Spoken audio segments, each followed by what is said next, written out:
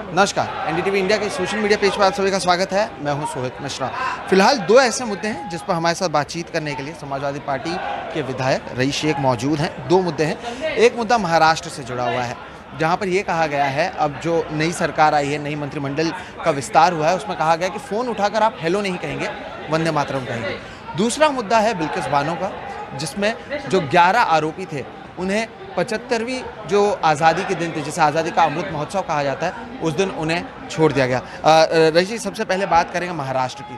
अब सुधीर मुनगंटीवार की ओर से जिस तरह से पहले ये कहा गया कि अभी फ़ोन उठाएंगे, वो सांस्कृतिक मंत्री बने और 1-1.5 घंटे के भीतर ही उनकी ओर से ये कहा गया कि फ़ोन उठाकर किसी भी सरकारी कर्मचारी जो हैं वो हेलो नहीं कहेंगे, वंदे मातरम कहेंगे। आप इसे किस तरह से लें? नहीं, बिल्कुल ये हुकुमशाही का हिस्सा है। देश में किस तरह से डिक्टेटरशिप लाना, आप क्या पहने, क्या बोले, क्या खाए, उसका ये हिस्सा है। मुझे लगता है कि ये करके महाराष्ट्र के लोगों की भावनाओं को उन्होंने हर्ट किया है। महाराष्ट्र एक मल्टीकल्चरल स्टेट है और वंदे मातरम का किसी को विरोध नहीं है। जिसको वंदे मातरम बोलना है वो वंदे मातरम बोले, समझो मुझे जय हिंद बोलना है। हर किसी की भावना एक्सप्रेस करने का तरीका देश में अलग है। ये मल्टी कल्चरल, मल्टी रिलीजियस राज्य है और देश है। वंदे मातरम जैसे मुद्दों को सामने लाकर अपनी खामियों को, अपनी कमज़ोरियों को, जिस प्रकार से ये सरकार बनी है, इसका गठन हुआ है, उन चीज़ों को छुपाने की कोशिश ये बीजेपी और शिंदे सरकार कर रही है। आप भले ही ये कहें कि हम वंदे मातरम का यहाँ पे जय हिंद कहें या बाकी चीज़ें कहें, कल फडणवीस से जब इस बारे में पूछा गया, देवेंद्र फडणवीस जी से, उप मुख्यमंत्री जी से, उनका कहना था कि किसी को दिक्कत क्यों है वंदे मातरम से। इससे पता चलता है कि वो किस दिशा में है और उनकी पेट क्यों दिख रही है। देखिए, किसी को दिक्कत नहीं है वंदे मातरम से, लेकिन दिक्कत ये है कि आप क्यों तय कर रहे हो मेरे जीवन के अंदर मुझे जीना कैसे। यानी आप कहोगे वो मैं बात करूं, आप कहोगे वो मैं खाऊं, आप कहेंगे वो मैं पढूं, आप कहेंगे वो मैं पहनूं, तो इसको हुकुमशाही नहीं बोलते तो क्या बोलते हैं। फडणवीस जी को मैं निवेदन करता हूं, उनके जैसे नेता अगर ऐसी बात करेंगे तो इस देश में फिर होप नहीं बचेगी। वंदे मातरम बोलना है, ये ऐच्छिक होना चाहिए, इंसान के अंदर से आना चाहिए। मेरे दिल में बड़ी भावना है कि मैं जय हिंद ही बोलूँ।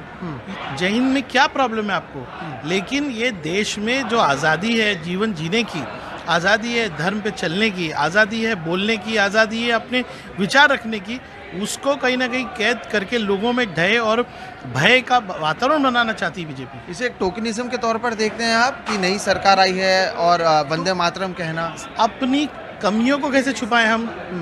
आप मुझसे सवाल नहीं पूछते, आप मुझे पूछते कि महंगाई के बारे में क्या चल रहा है, आप मुझसे पूछते सरकार लीगल है इलीगल है, आप मुझसे पूछते कि ये लोग इतना भ्रष्टाचार कर रहे हैं, लेकिन आप मुझसे क्या पूछ रहे हैं वंदे मातरम क्यों। क्योंकि सरकार एजेंडा सेट करना चाहती है, अपनी खामियां, अपनी कमजोरी को छुपाना चाहती है। अब बिल्किस बानो के मुद्दे पर बात करते हैं।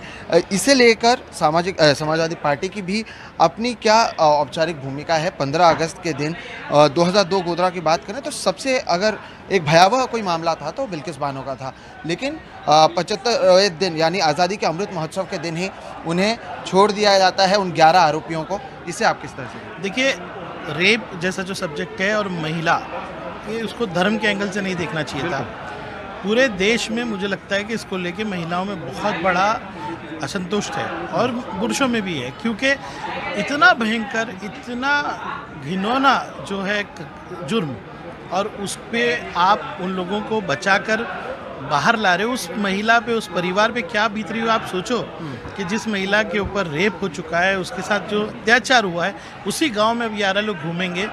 ये न्याय अगर आप ख़त्म करोगे तो ये धरती भी रोएगी। इस तरह की चीज़ें कर कर आप एक ऐसा माहौल बना रहे हो। आप बताइए, हमने शक्ति बिल के लिए 2 साल काम किया, ये उम्मीद की कि जो लोग रेप और इस तरह के हेरोनिक क्राइम्स करते हैं, जो क्रूअल क्राइम्स करते हैं, उनको फांसी हो। और आज क्या हो रहा है, वो पूरा शक्ति बिल एक मजाक बन गया। ये सरकार जो शक्ति बिल की बात करती थी, इतना महिलाओं के अत्याचार की बात करती है, वो सरकार आज क्या कहेगी। इसी सदन में जब हम बोलेंगे कि बिल्किस बानो के अत्याचारियों को आपने छोड़ दिया, इनके पास क्या जवाब होगा। ये मुद्दा आप हम उठाएंगे ना, क्यों ना उठाएंगे, क्योंकि ये हर देश की महिला से जुड़ा हुआ है। बिल्किस बानो मुसलमान है ये मत देखो, बिल्किस बानो एक इंसान है और उसकी इंसान की भावना क्या है, धर्म के नाम पे मत देखो इसको। उसके परिवार की सोचो, उनके बच्चों की सोचो।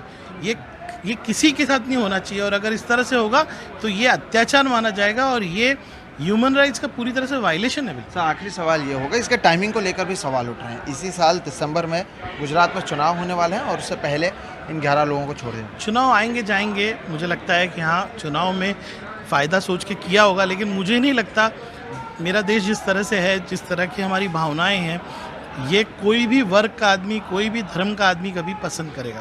बहुत बहुत शुक्रिया एनडीटीवी से बात करने के लिए। तो जिस तरह से दो मुद्दे, एक महाराष्ट्र में वंदे मातरम का मुद्दा हो और दूसरा बिल्किस बानो का मुद्दा, उन दोनों मुद्दों पर हमने समाजवादी पार्टी के जो विधायक हैं रईस शेख, उनसे बातचीत की है।